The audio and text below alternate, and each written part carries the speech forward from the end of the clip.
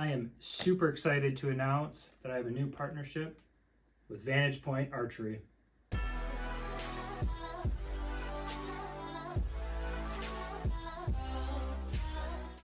Vantage Point Archery, or VPA, they make fixed blade heads, single, double bevel, 3-blade, 2-blade, kind of anything you need in those that style of head.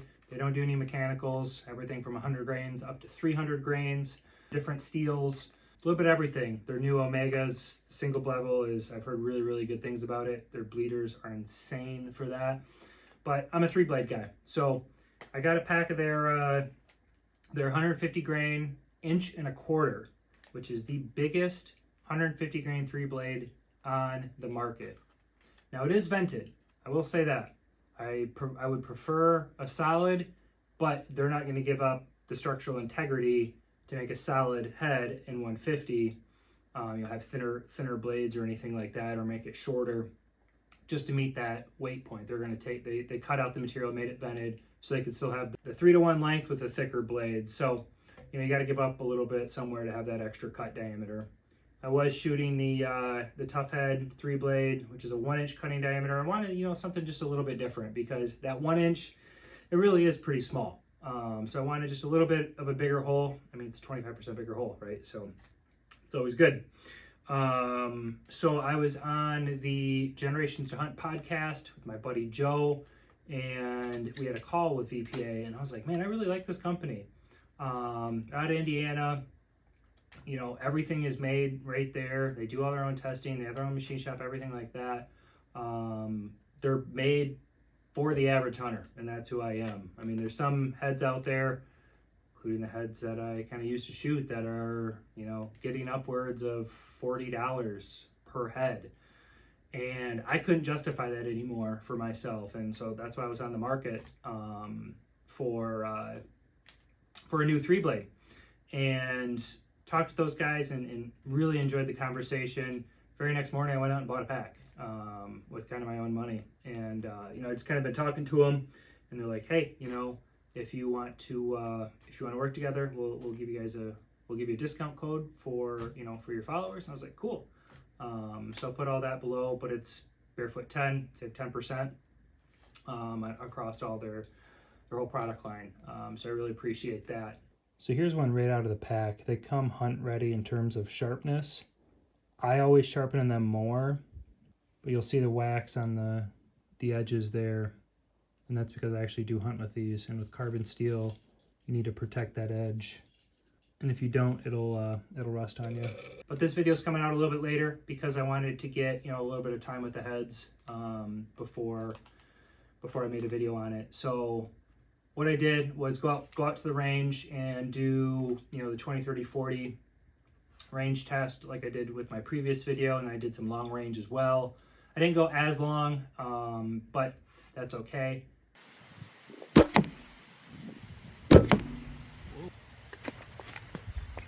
First one in, second one, oof, I don't know.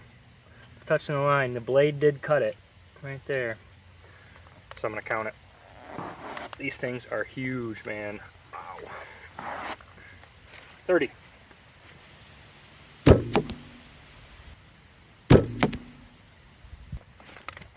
Yeah, this first one broke just a touch high. I felt that one. This one looked good though. Let's see. So the first one's still touching the line, and the blade did cut it. I just need wax. All right, 4 for 4. Let's move to 40. Looks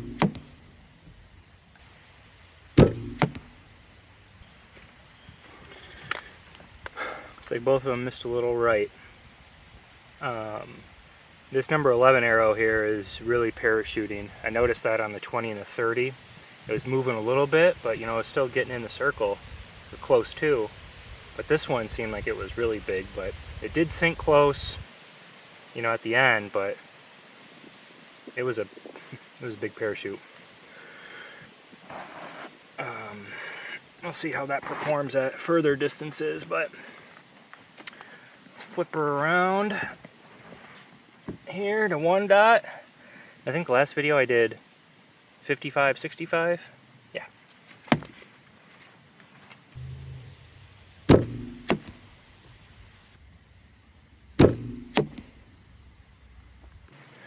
So this was my first shot.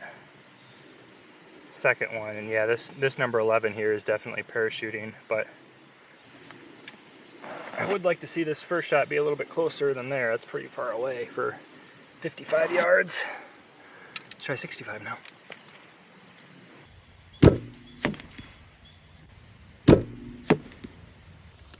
It's wild at how much different a 1-inch 3-blade is versus an 1.25-inch 3-blade.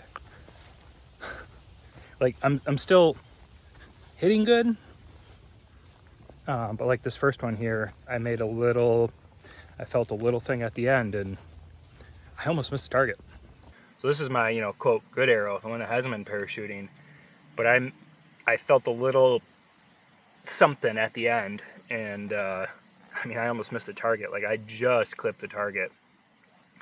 And the arrow that parachutes, and it's still making, you know, still parachuting, but it's landing good. It's landing right every time.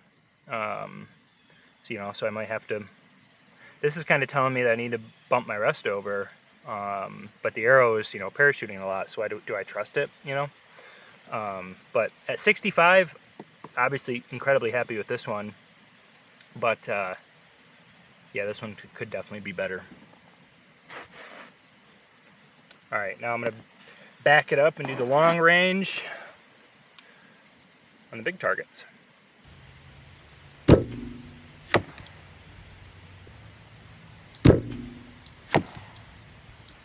at 87 yards. This one felt good. This one broke clean. This one didn't, and completely missed. So I think 87 is good. Just do this one round. But to get this one in the blue, I mean, yeah, that's good. I knew this arrow was trouble, and it just kind of just shows, you know, with these big fixed blades, any little movement on your release, any sort of mistune or out of tune arrow, bow, anything, you're gonna completely miss the target. But 87 yards. Yep. So that does it on my review for the VPA 3-blade, 150 grain, 1.25-inch cutting diameter. Super happy with these. They fly very, very well. But just like every fixed blade, if your arrow is just a little bit out of tune or anything like that, it's going to affect it. So what I've done is identified the best arrows, the ones that fly the best, and that's what I'm hunting with. So that number 11 arrow that I talked about, that's a field point only arrow, because I don't feel like going through and bare shaft tuning it again. So I'll just mark it as field point, and then I know if I ever strip the fletchings off again, then I'll retune it. But I wanted to wait on this video a little bit so I can get a kill in to kind of show the results of using the head on a deer. I did get one down, but it was a gut shot and no real blood because of that. There's really nothing to show for it in terms of the tracking job, and plus I'm an idiot and forgot to take pictures of the entrance and exit holes, but it left a good sized hole, both sides, full pass through of course, busted through a rib on each side, and still buried the arrow halfway into the ground. So the broadhead did its job. I just didn't. I had poor shot placement. So I ended up recovering the deer. You know, that's all that really matters. Wasn't the head's fault. It was just a poor shot on my end. So once again, I just really want to thank VPA for their support.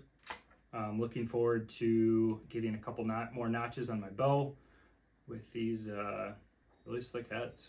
Remember code BAREFOOT10, save 10%, save yourself a little cash. Go check out VPA.